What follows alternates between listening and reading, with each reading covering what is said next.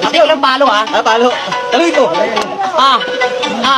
Kamusta na anok? Handa ka na ba? Oras na sa wakas. Kaharap na kita ngayon na malalaman kung makakayanan mo talaga akong itumba. Sana ay kilala mo itong katapat mo. Ako yung nalalamon gamit lapo. Pag nabugbog ka, huwag ka magtampo. Ako kasi yung kalaban kaya katalo. Yeah!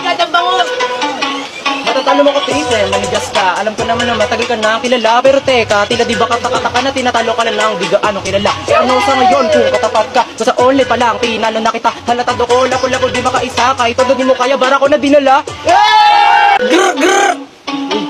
What a gangster. Grabing palo.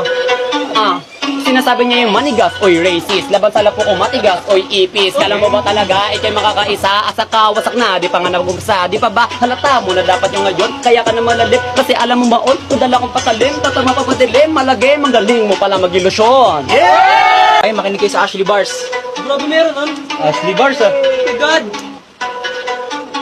Meron kang nadama pare, okay lang yan. Sa isipan, di na balik-balikan. Alam ko naman kasi na siya ang dahilan nung nawala siya. Di mo napagadaan kung ikaw ang siya. Matanong nga kita sa puso niya. Nagkampiyon ka na ba? Aminado ka pa na mahal mo pa siya. Pero bakit iba na nagpapasaya? Time! Ayoko na! Ayoko na! Ayoko na! ML na!